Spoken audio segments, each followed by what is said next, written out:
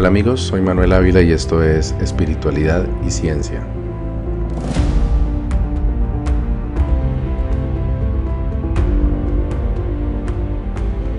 Bueno, ya han pasado unos meses desde el último episodio que publiqué, que fue muy especial porque se trató de el último capítulo de la historia que he venido escribiendo relacionada con mi camino espiritual, ese que inicié sin saberlo en la Sierra Nevada de Santa Marta cuando un arhuaco me bautizó, un poco en contra de mi voluntad, pero pues de una forma muy mística. Y luego quienes han seguido esta historia pues saben que gracias a Mara, mi maestra chamánica, conocí el yagé y pues esto transformó mi vida, me llevó a un camino de descubrimiento y de exploración en el chamanismo, en el esoterismo, en varias disciplinas, inclusive la meditación, el budismo, una retrospección e introspección sobre mi relación con la religión, y ahí fueron casi 15 años de muchas historias, de muchas experiencias que he compartido, porque pienso que hay muchas personas que están empezando tan solo este camino en una época distinta a la que yo tuve que vivir, pero que seguramente han encontrado en estos relatos muchas cosas en común y de pronto algunos tips para su propia experiencia. Este episodio que estoy haciendo pues es un poco un recuento de lo que ha sucedido no solamente en mi vida sino en el mundo durante estos últimos meses, un poco también un diálogo más directo con quienes han depositado su confianza y me han dado credibilidad en este espacio. Durante los últimos días del año 2023 tuve la oportunidad de descubrir realmente cómo la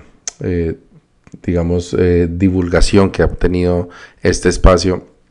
que pues sigue siendo un podcast pequeño, realmente no hay publicidad, no tengo realmente ninguna forma de extender el alcance más allá del voz a voz que algunas personas han tenido la amabilidad de ofrecer a otras personas. Y me di cuenta que al menos hay 300 oyentes en varios países, principalmente Colombia, Estados Unidos, México. Hay muchas personas que escuchan mis escritos que, como probablemente imaginan, pues son como una especie de artículos o de columnas que yo escribo, corrijo y publico. Pero decidí que al terminar de contar mi historia, la historia de mi camino espiritual, pues iba a hacer una pausa, que es la razón por la cual no he estado publicando en los últimos meses, dándole también un poco más de tiempo a mi familia, a otros proyectos profesionales y personales que tengo. Pero también quería un poco pensar de qué quería yo que se trate la tercera temporada, porque, a ver, como también lo he narrado en algunos episodios, mi idea de escribir de tener un podcast y de publicar allí, inició también como un pretexto para empezar a escribir. Realmente lo que yo quería era contar mi historia, ponerla en escrito y el objetivo final era un libro, que en este momento pues ya es una realidad. He terminado un texto bastante extenso que ahora, por recomendación de un amigo escritor, pienso condensar y tal vez dividir para que sea un poco más asequible y poderlo ofrecer. Es la razón por la cual aún no he hecho una presentación oficial de mi libro, que se llama Hijo del Cosmos. Entonces el podcast fue el espacio a través del cual yo me forcé a mí mismo y me motivé para no desistir en el empeño de escribir esta historia, de contar todo lo que viví y pues también de irlo compartiendo, entre otras para darme cuenta de la resonancia que pudiera tener en el público, también para escucharme a mí mismo, narrar estas historias y descubrir realmente qué es lo que yo quería contar. Y debo decir que cuando empecé o cuando hice los primeros episodios de mi historia, pues realmente yo no tenía todavía muy claro cuál era la conclusión. Empecé a hacer este ejercicio justo al inicio del confinamiento de la pandemia en 2020. Creo que fue alrededor de marzo de ese año cuando grabé el primer episodio. Y para ese entonces yo realmente todavía tenía una cosmovisión muy cercana a la que viví durante los años de chamanismo y de camino espiritual. Seguía practicando algunas de las ceremonias y de los rituales que aprendí durante mis años de caminar con los muiscas, con las comunidades del Amazonas. Y pues a pesar de que ya en Canadá no encontré un espacio o una comunidad a través de la cual hacer este compartir de saberes que frecuenté tanto en Colombia, me seguía considerando a mí mismo un chamán y un practicante de estos usos y costumbres. Pero la pandemia lo cambió todo y ahí fue cuando me di cuenta que la historia no se había terminado de escribir todavía. A pesar de ya no estar en Colombia en el contexto del indigenismo y de la ancestralidad, tenía todavía que cerrar unos ciclos, tenía todavía que reflexionar sobre mi visión sobre la espiritualidad. Ya sabía que quería que se tratara de una comunión entre espiritualidad y saberes académicos y también con una visión muy objetiva de la realidad. Pero también mi empeño era más que todo buscar la manera de representar de una forma correcta desde el punto de vista científico las experiencias y los fenómenos que durante muchos años viví y que he compartido a través de estos episodios. Pero aún faltaba una parte muy importante de mi propio proceso de crecimiento espiritual y como digo, fue la pandemia la que terminó de incidir en que esta transformación se completara. Y fue básicamente el despertar de el daño tan enorme que el pensamiento mágico, la superstición y la visión mística de la realidad hasta cierto punto estaba causando en el mundo. Como lo conté en este último episodio que publiqué hace unos meses, el ver que mis amigos espirituales y personas de quienes yo tenía un concepto bastante elevado en cuanto a su seriedad y su responsabilidad, pues empezaron a publicar una cantidad de historias en internet relacionadas con la supuesta conspiración detrás de la COVID-19, a promover el dióxido de cloro como la mejor solución para prevenir y para curar además la COVID, y otra cantidad de cosas que también se vieron, como por ejemplo el promulgar que Donald Trump, que es una persona que yo creo que nadie que se considere espiritual a sí mismo puede llamar una buena persona o alguien o un modelo a seguir, o siquiera una persona coherente y con una actitud constructiva, pues aún así muchos amigos espirituales lo veían como un redentor, como una especie de mesías que venía a pelear contra la oscuridad. Entonces todo esto me llevó a además a mirarme a mí mismo, porque para mí fue un espejo de lo que durante muchos años yo también permití y lo que muchas veces ignoré, que es el hecho de que yo estaba promulgando mucha información que pues yo no tenía ninguna evidencia para poderla comprobar. Y no estoy hablando de los saberes ancestrales que me fueron entregados por los abuelos o por los taitas, que en muchos casos pues son tradiciones de boca a oído que se basan en las experiencias personales de muchas personas que nos antecedieron,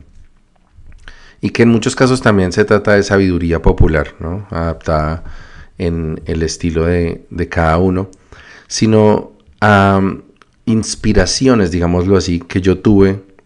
bien sea durante un trance de yagé o con un tabaco en la mano o en un momento de introspección simplemente, en los cuales llegó a mí, o es la forma en que yo lo veía, una información o la comprensión sobre algún fenómeno de la realidad, sobre las emociones, sobre los sentimientos, o incluso sobre temas aún más esotéricos como la naturaleza del alma o del espíritu. Quiero decir que en muchos casos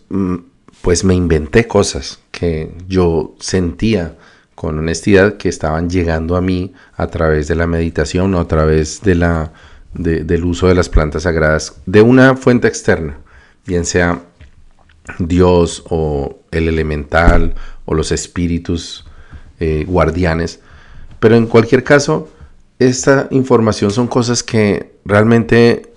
surgieron de mi mente. No hubo ninguna técnica o ningún proceso de discernimiento que yo utilizara para corroborar o para confirmar estas cosas que yo estaba elucubrando, y simplemente las empecé a compartir y a decir en círculos de palabra: miren, esto me llegó, esta información, y por la influencia que yo tenía en muchas personas y por la confianza que depositaban en mí, pues estas son cosas que muchas personas creyeron.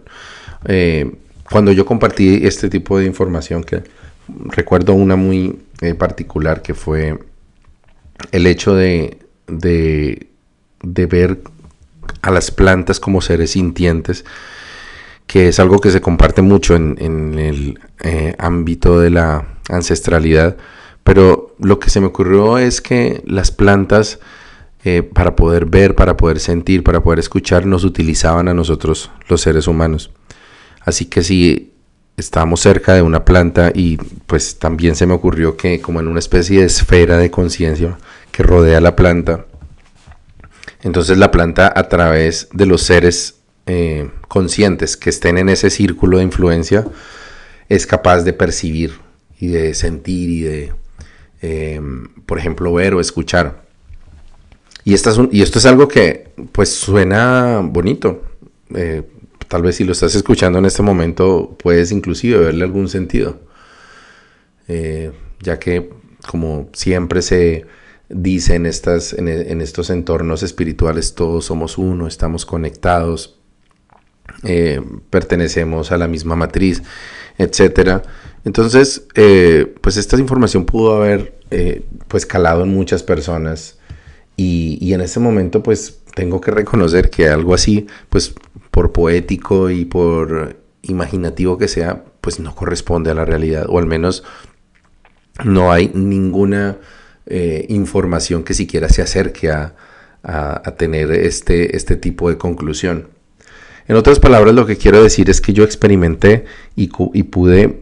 vivir aquello que ahora critico y que siento que es mi responsabilidad alertar, y es que una gran parte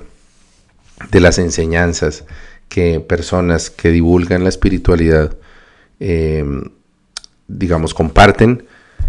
se trata simplemente de imaginación, de creatividad, de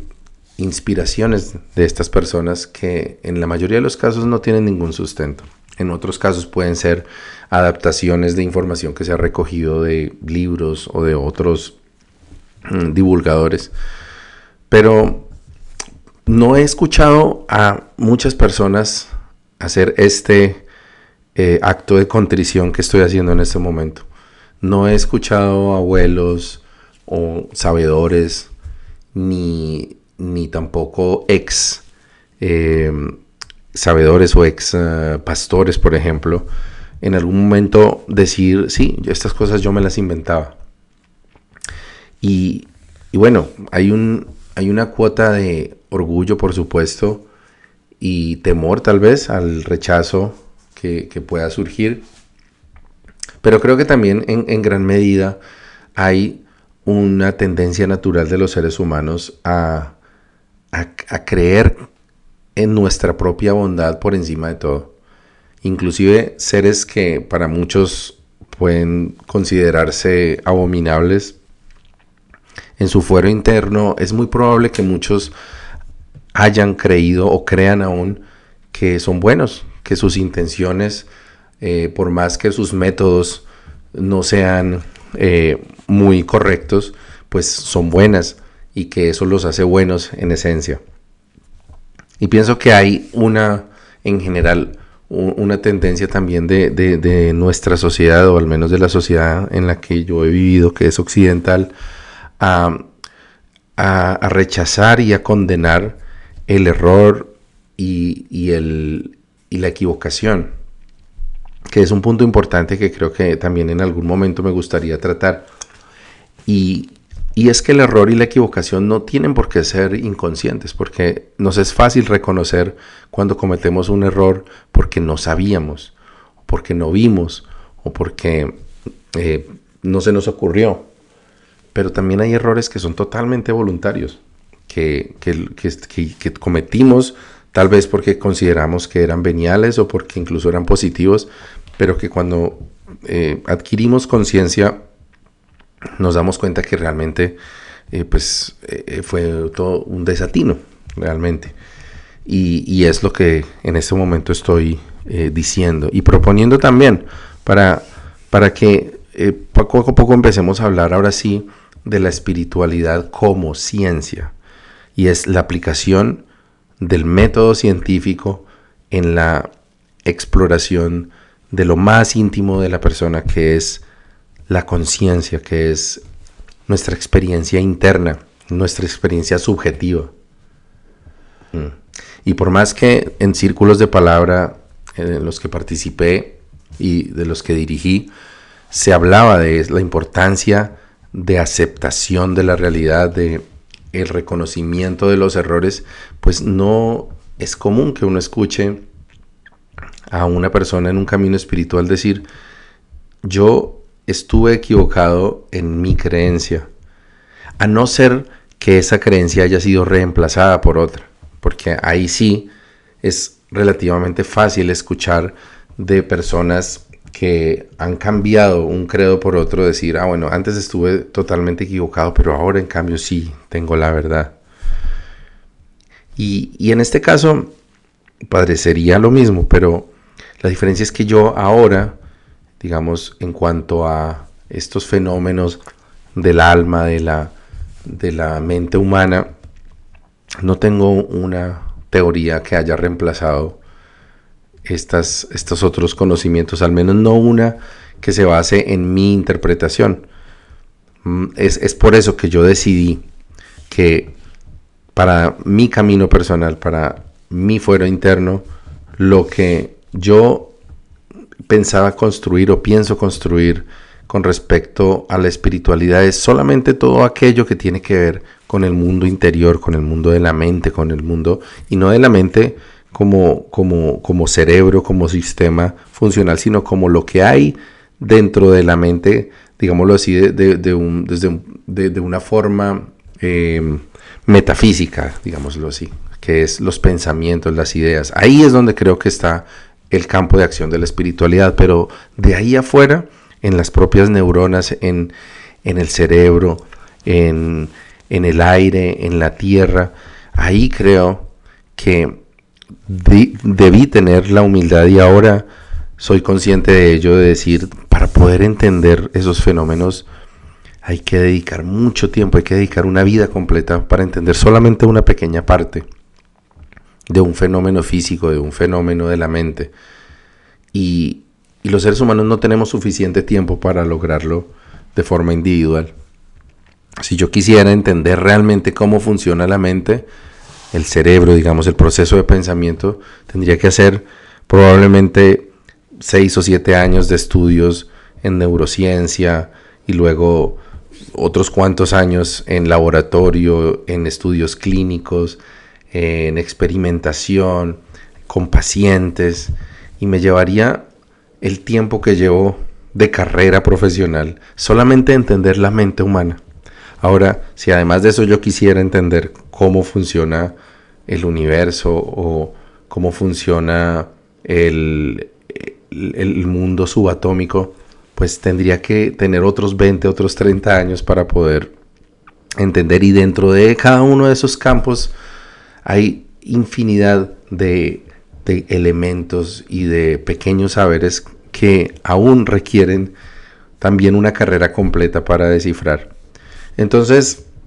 es también ese reconocimiento de nuestra finitud y la limitación humana que tenemos, el aceptar que no tenemos realmente otro mecanismo para poder tratar de acariciar al menos de lejos un atisbo de la verdad, que el entregarle nuestra confianza a grupos de humanos, de otras personas que sean capaces de hacer esta experiencia, de vivir una vida dedicada a un estudio.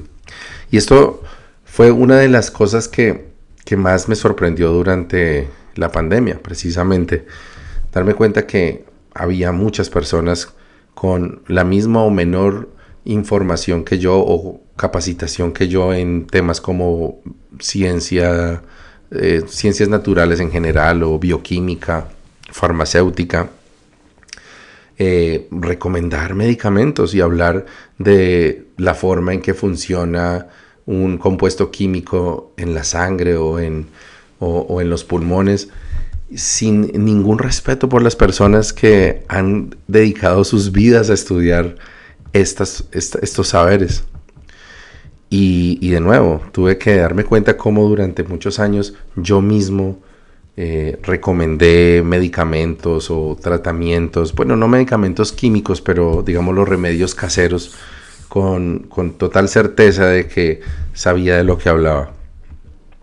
Inclusive las propias plantas sagradas, de las cuales la ciencia ya está haciendo estudios y empezando a acercarse de una forma más juiciosa a su funcionamiento. Es el saber acumulado de cientos de años de tradición de abuelos y de taitas, que han descubierto muchas cosas sobre cómo funcionan, sobre cómo curan, pero que no se pueden aprender en unas cuantas noches de tomar remedio, o que no se pueden aprender ni siquiera durante 5 años caminando con un taita. Y ahora vemos cómo los taitas cada vez son más jóvenes, ¿no? En la época en que yo empecé a tomar, y lo que me contaba mi maestra es que para ser taita había que ser abuelo realmente, tener ya nietos. Antes de eso ser ayudante de taita. No se podía ser taita sin antes tener un hogar formado y ejemplar. No se podía ser taita si se era un borrachín, o si se era un mujeriego, o si no se pagaban sus deudas. Pero ahora vemos, con todo el respeto por quienes hacen lo mejor que pueden y tratan de ayudar a los demás, pero jovencitos de 25, de 30, de 40 años que pues están apenas descubriendo también todo este mundo y entregando medicina. Y yo mismo lo hice también. En una de las historias conté cómo, estando en Nueva York, oficié una ceremonia de yagé para 2 amigos y para mí mismo, con los riesgos que eso conllevaba, ¿no? Que es una irresponsabilidad realmente. Y bueno, digamos que esto, para volver al hilo de la historia, esto que viví durante la pandemia y darme cuenta de estas actitudes de personas cercanas que realmente reflejaban lo que yo mismo estuve haciendo durante mucho tiempo, pues me llevó a dar el último paso de al menos esta etapa de mi vida en la que comprendí que no existe otro camino para descubrir la verdad, que es el escepticismo. Y poco a poco empecé a encontrar en esa palabra más y más poder. Cada vez empecé a encontrar que la humildad que representa y incluso lo poco que pareciera,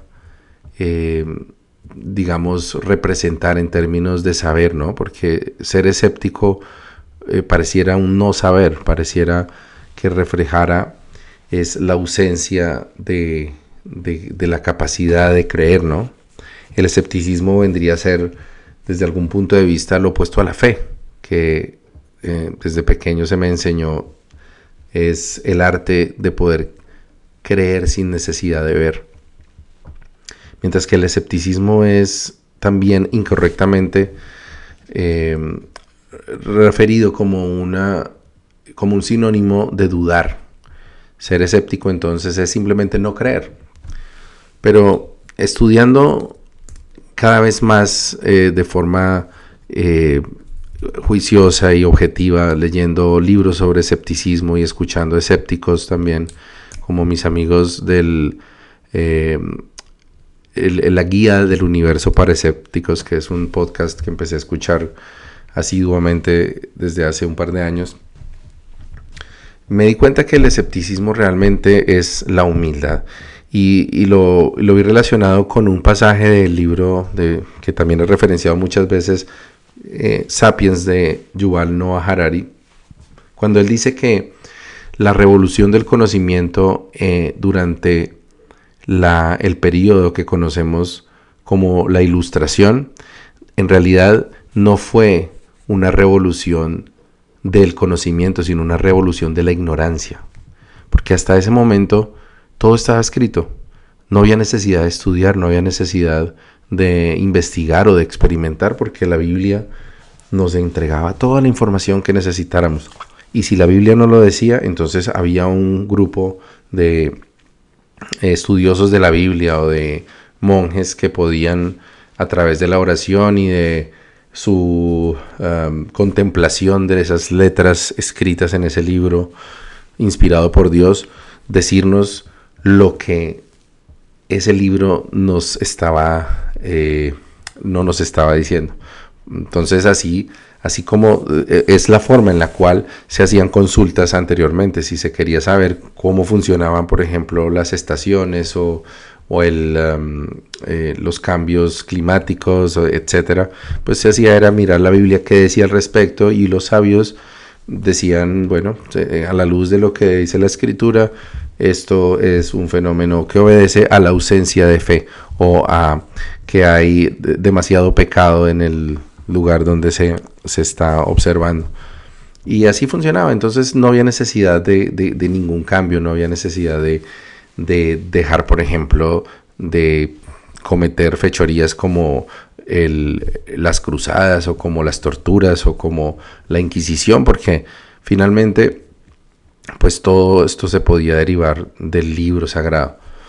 Pero durante la Ilustración, en realidad lo que cambia la historia del mundo occidental es que por primera vez cada vez más personas empiezan a aceptar el hecho de no saber, de que no tenemos la información completa, de que no podemos determinar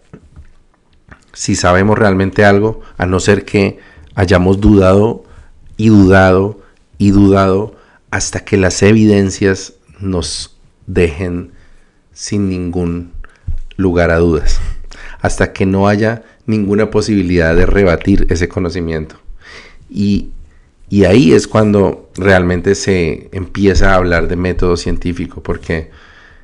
se trata simplemente de eso, de la duda metódica, que es el corazón del escepticismo. Sí es dudar, pero es dudar con método, es dudar de una forma disciplinada, organizada y objetiva, porque no es dudar por dudar, no es dudar por no creer o por retar a ninguna autoridad, sino simplemente es dudar hasta que la evidencia nos convenza de lo contrario y no haya posibilidad de ninguna duda adicional, o al menos que esas dudas, que no haya evidencia que soporte o que permita que esas dudas sigan existiendo. Lo cual no quiere decir que el conocimiento que se obtiene a través del método científico sea inamovible, porque a medida que más descubrimos y más estudiamos, pues tenemos nuevas fuentes de información, tenemos mecanismos más precisos para determinar lo que necesitamos o para evaluar el mundo físico. Entonces pueden surgir nuevos elementos que nos hagan dudar nuevamente de tener el conocimiento completo. Y esto ha pasado muchas veces en la historia, muchas veces en la ciencia.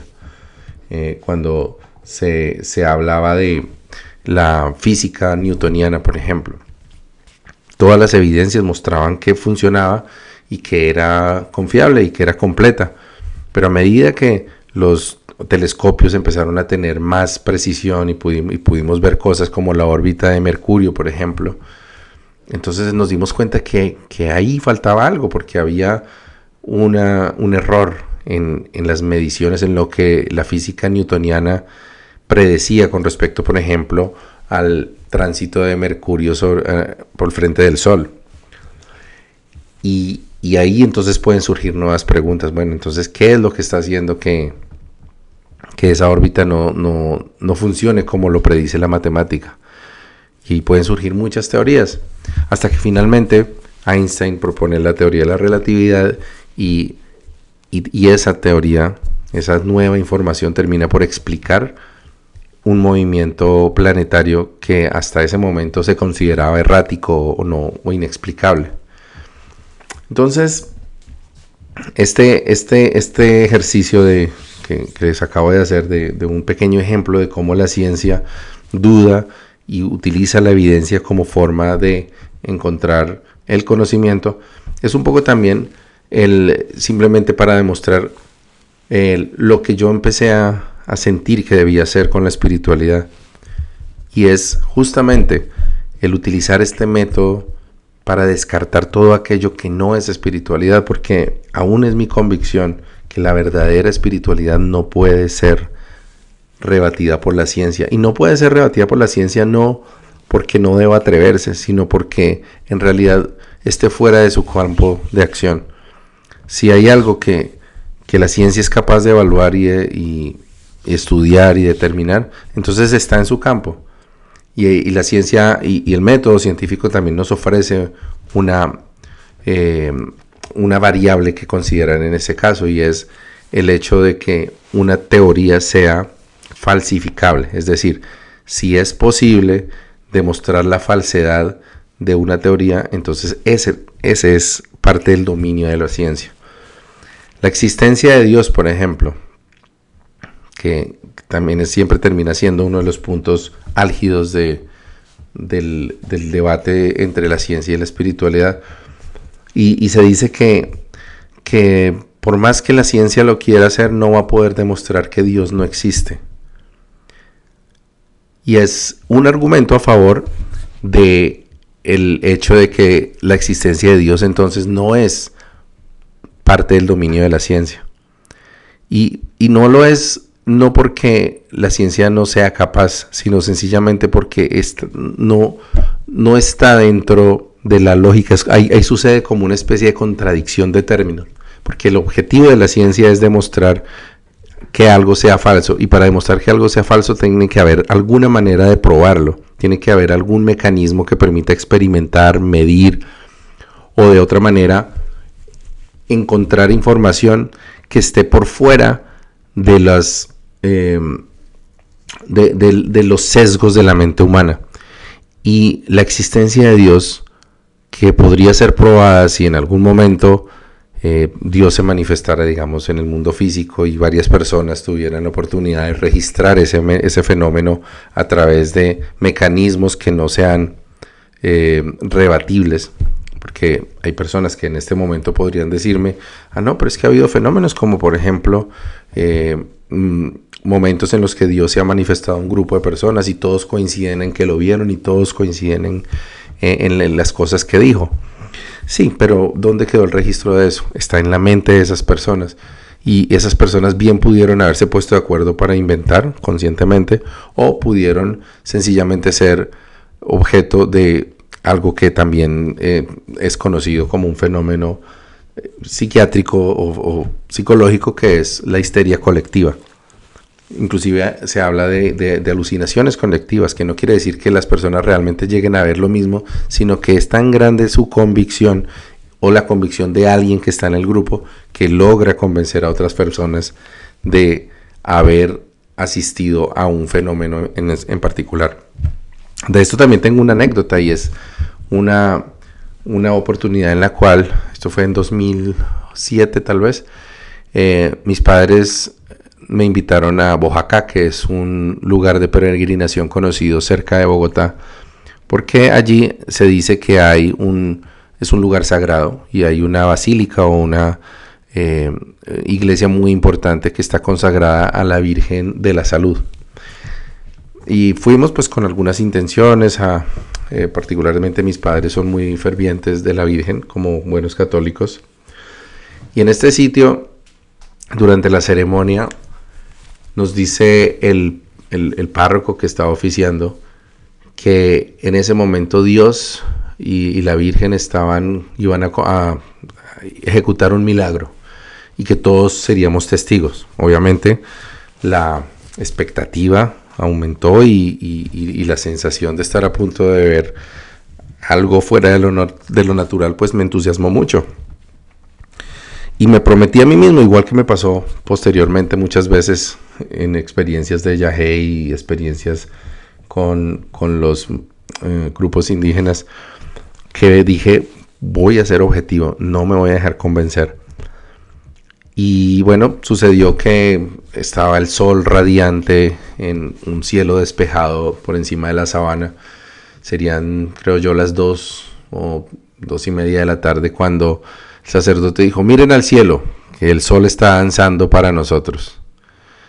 Y bueno, yo sé que no es prudente ver al sol directamente, mucho menos a esa hora en un cielo despejado. Pero aún así me atreví a mirar con el resquicio de los ojos entrecerrados a ver qué sucedía. Y pues la verdad, yo, como es apenas natural, vi un manchón enorme de luz, que es lo que se puede ver cuando uno se fija en el sol en esas condiciones. Y sí recuerdo que en ese breve instante que puse mi mirada hacia lo alto, pues inmediatamente mi vista pues no se cegó, pero ese brillo tan enorme sí causó que en ese momento sintiera pues una necesidad de cerrar los ojos, y al cerrar los ojos sí que vi una luz de color que pues es también fácil de entender cuando se observa, por ejemplo, un bombillo, una luz muy fuerte, se queda, digamos, impregnada esa imagen en los bastones de los ojos,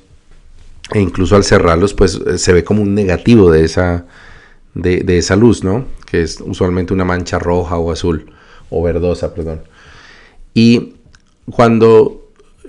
entonces cerré los ojos y moví la cabeza, pues sí vi como que se movía una mancha, pero pues estaba yo con los ojos cerrados. Dice mi mamá y dice mi papá que ellos vieron el sol danzar, que se movía así de un lado para otro. Bueno, la verdad es que es su experiencia, y obviamente mucha gente más en este lugar sintió haber experimentado lo mismo, pero no puedo decir que ese haya sido mi caso. Y realmente lo que yo experimenté, que fue ver una mancha en el cielo y luego ver otras manchas de colores con mis ojos cerrados, pues es apenas el resultado normal de ver una fuente de luz tan intensa, inclusive por unos breves segundos o menos de un segundo quizás. Entonces, hablar de experiencias compartidas no es evidencia. Que muchas personas, incluso miles de personas, refieran una experiencia común, para la ciencia no es evidencia. Y creo yo que para la espiritualidad tampoco lo debe ser. Una de las palabras que más me gustaron desde un comienzo en mi camino con los muiscas era kubuta o casa. Y era esta forma de los ancestros de decir que lo que digo es mi verdad. Y cuando se habla de mi verdad quiere decir que es lo que yo he experimentado, y decían ellos, en carne y sangre. Y eso me parece un buen criterio para tener, me parece un parámetro juicioso, y es que lo que yo diga sea realmente lo que yo experimenté, sin lugar a dudas. Cuando hablo de mis experiencias con el yagé, por ejemplo, puedo contar lo que vi, lo que sentí, pero eso no quiere decir que lo que yo vi y lo que sentí sean necesariamente una realidad fuera de mi mente, o que sea de la misma forma para otras personas. De hecho, muy pocas personas con las que yo haya hablado han tenido el mismo tipo de experiencias que yo en el yagé. Y esta es una de las cosas que más me causó inquietud durante mucho tiempo, porque yo siempre creí que el hecho de que mis experiencias en el yagé eran tan fuertes y un poco tan traumáticas era una demostración de que yo estaba llegando más allá, de que yo era especial y tal vez más avanzado en ese camino espiritual que muchas personas. Y es una visión obviamente egocentrista que aísla, que genera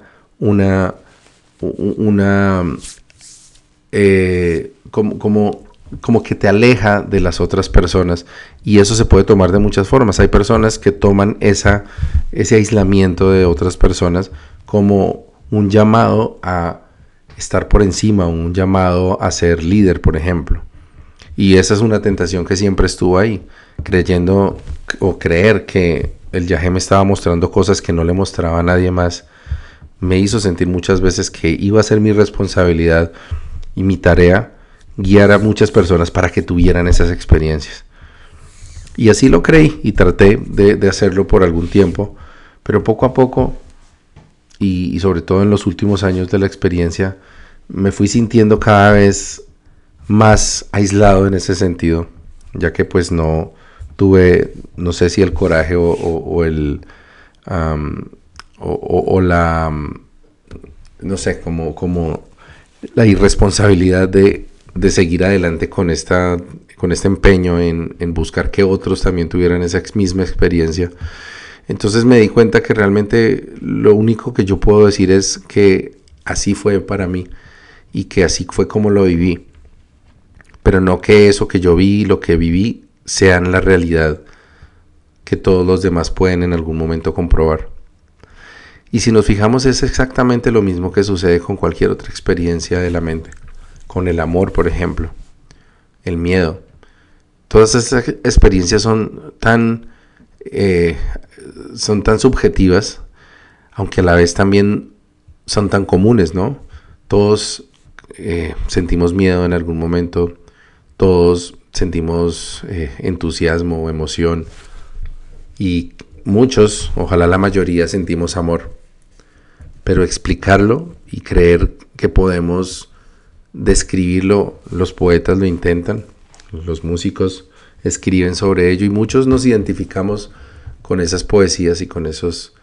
escritos, pero es el misterio de la mente y tal vez uno de los grandes enigmas de la humanidad, el misterio de que nunca podremos llegar a saber si eso que sentimos es exactamente igual a lo que siente otra persona. No sabemos si nuestra experiencia subjetiva del amor, del miedo o de la rabia se sienten igual desde la conciencia de otra persona. Y es algo que de hecho es un campo de investigación importante, por ejemplo, dentro de del estudio de la conciencia, desde varios campos: la psicología, la neurociencia, e inclusive la física también está tratando de determinar qué es lo que forma la experiencia subjetiva de la conciencia humana. Hoy en día también el estudio de las inteligencias artificiales plantea la misma inquietud: ¿cómo podemos determinar el momento en el que, si es que sucede, la inteligencia artificial se hará consciente de sí misma. Entonces hay experimentos mentales como el cuarto chino, por ejemplo, en el que se hace la presunción de que si hubiese una habitación dentro de la cual hay una persona que no habla chino, pero tiene un manual en el que puede ver todo lo que le pregunten en chino, simplemente comparando los caracteres, los garabatos, y tenga una tabla de respuestas. Entonces por cada pregunta pueda tomar una respuesta y entregársela por un huequito a quien le entregó la pregunta. Y lo que plantea este juego mental es que si esa persona que está afuera sí habla chino, envía las preguntas y recibe las respuestas coherentes, puede pensar que dentro de la habitación hay alguien que habla chino, pero en realidad sabemos que quien está allí adentro es una persona que solamente sabe comparar símbolos y de acuerdo con los símbolos que compara, entregar la respuesta que un manual le dice que debe entregar. Y este es justamente el ejercicio mental que se creó para determinar lo difícil que va a ser saber o poder comprobar si un sistema artificial es consciente. Y es porque realmente no tenemos ninguna herramienta hasta el momento que nos permita registrar esta subjetividad de una forma clara ni objetiva. Podemos ver en un electroencefalograma las respuestas eléctricas de nuestro cerebro a un estímulo o incluso a un pensamiento, pero nada de eso determina que hay un proceso subjetivo en el cual una persona interpreta el yo como una experiencia de sentir, de existir, de percepción del tiempo. Entonces, todo esto es para mostrar por qué considero importante que ese campo de la experiencia subjetiva sea el área en el cual se desenvuelva la espiritualidad, que debe ser un estudio también objetivo, juicioso y metódico, pero desde nuestra experiencia subjetiva, desde el laboratorio de la mente humana, desde el laboratorio de las emociones. Y ahí, mientras nos mantengamos en ese espacio, vamos a poder compartir muchas cosas que son objetivamente beneficiosas, sanadoras para la mente, para nuestra vida, sin necesidad de contradecir ni de irrespetar el fuero de las ciencias externas que se ocupan de todo lo que está de ahí para afuera. Y no me refiero solamente de la piel hacia afuera, sino incluso dentro de nuestro propio cuerpo. La ciencia se encarga de enseñarnos cómo funciona realmente nuestro metabolismo, nuestro sistema inmune, nuestros sistemas de soporte de vida, sin irrespetar en ningún momento ese fuero interno de el estudio del alma, que es la verdadera espiritualidad. Bueno, como también seguramente te diste cuenta, este episodio fue un poco más directo. Es parte de los cambios que quiero introducir para esta nueva temporada, hacerlo más conversacional, una charla con menos preparación realmente. Obviamente que el script ayuda mucho a que las ideas se redondeen y se escriban de una forma más clara, pero por otra parte no cuento con el tiempo para seguir haciendo scripts tan elaborados como los que venía haciendo. En algún momento seguramente lo haré para algún tema en específico, pero en lugar de dejar este espacio tan prolongado de tiempo entre una publicación y otra, quiero venir de vez en cuando con estas conversaciones. Si te interesa un tema en especial, si quisieras compartir algo de tu proceso y conocer desde mi experiencia lo que puedo aportar, puedes escribirme a través del Telegram que está publicado en la página espiritualidadyciencia.com o a través de un correo electrónico manuel@espiritualidadyciencia.com o a través de los formularios de comentarios dentro de mi página web o del podcast en Spotify. Y de acuerdo con esos temas que me planteé, podemos también hacer este tipo de conversatorios un poco más directos y espero que igualmente sanadores y provechosos para ti. No te quito más tiempo y nos vemos en una próxima oportunidad con espiritualidad y ciencia. Buen camino y buena brisa.